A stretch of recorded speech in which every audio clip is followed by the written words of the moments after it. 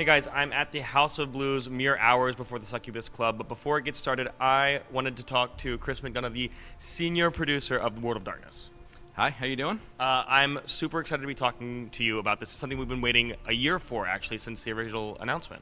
Just a year. Wow, I've been waiting about 20 years for it. Well, you, I think, and a lot of our fans. So, before we sort of get into whatever nitty-gritty you can tell us, explain to our audience what the World of Darkness is for gamers, for online gamers who might not know. Okay, so the World of Darkness is a brand of horror that we've been publishing about 20 years. The company White Wolf that I was originally with, we merged with the company CCP, and they've continued to pursue it.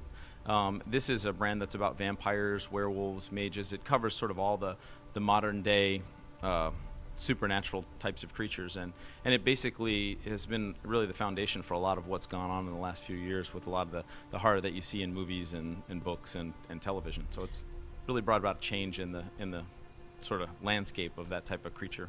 And as you say, it incorporates vampires, mages, werewolves, geists, all sorts of elements of the macabre.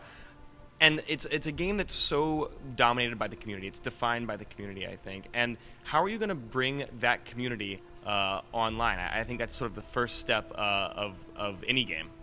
Well, for sure. And the first step for us is being here. We do a lot of outreach with our fans, and we really love and appreciate that they've followed us for all these years, and we want to help them, make that transition for sure into the electronic media, and a lot of them are pretty excited about it. We've shown them some exclusive stuff that we haven't really shown anywhere else, and sort of just given them an opportunity to learn a little bit about it and understand that that we treat them with the first priority, and so that's important to us. And how are you going to incorporate sort of the offline, the LARPing and the tabletop and the card gaming, all the pre-existing properties into the game?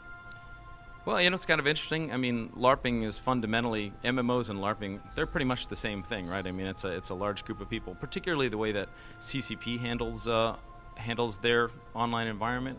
We treat games sort of, our goal is to maximize human interaction, and that's the same thing that happens in a LARP environment. You've got a lot of players that get together, and they sort of have a very sandbox style of play.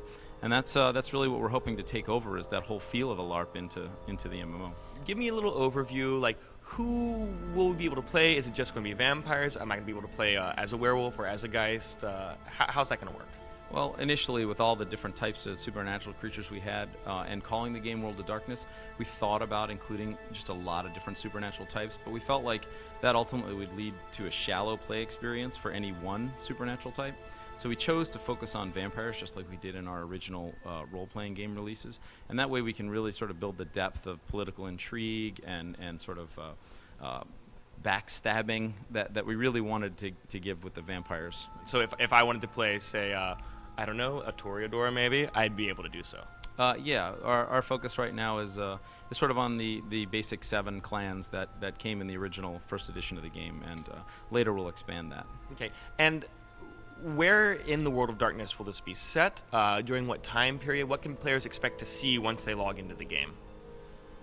Well, it's definitely a modern day game, right? So I mean, that's what we feel like is one of our great advantages, is that there's not really anything out there that's not really even that's not either a sci-fi game or a fantasy game or even a near future game. This is really set in today. Of course, there are supernatural elements added to that, but basically, the World of Darkness is about your world, only darker.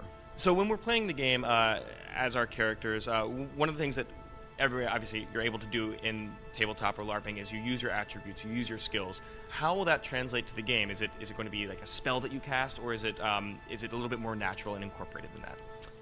It's sort of a combination of both. I mean, there's been a lot of design work done on MMOs in the last years, and people have a certain way that they're comfortable with playing games, and you don't want to alienate them by doing something completely different, but you also don't want to have it be exactly the same. So we've really made a lot of twists on interface and skill usage and things like that.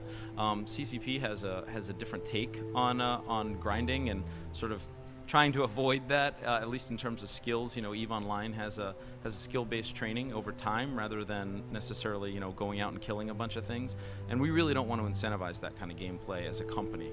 I mean, we really look to incentivize social interaction and players competing with each other rather than sort of some arbitrary grind fest where you just go kill things to kill things. Yeah. And by that, sort of leads to my next question of, if it's not going to be a grind fest, will it be a level fest?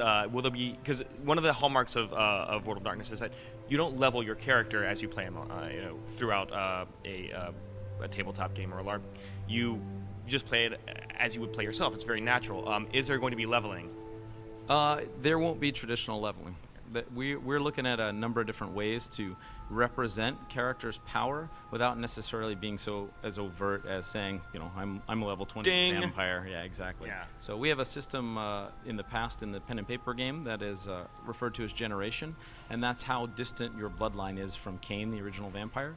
And so that's a system that we'll be using in the game, and you'll just have to see how it gets used. And you might not want to answer this question, but does that very vague answer maybe mean that at some point you might be able to Diablerize and change generations?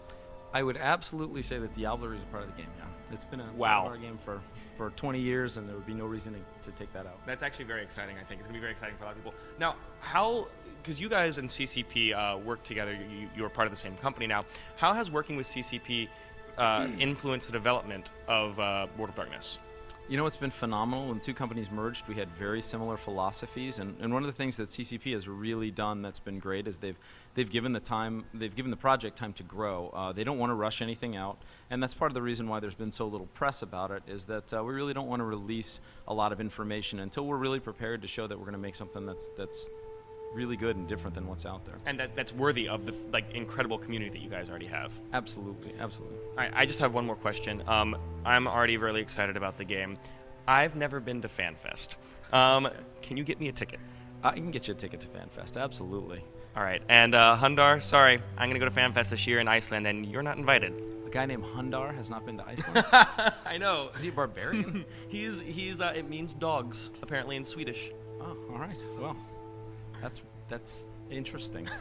Chris, thank you so much. This Absolutely, has been amazing, and I'm so excited about this. And I know that Alyssa, social media Alyssa, who's here this weekend, really wanted to be here. She's in a tabletop right now, but this has been great. Thank you. Thanks a lot. Let's say it was UFOs. Do you think the government would be able to keep something like that a secret?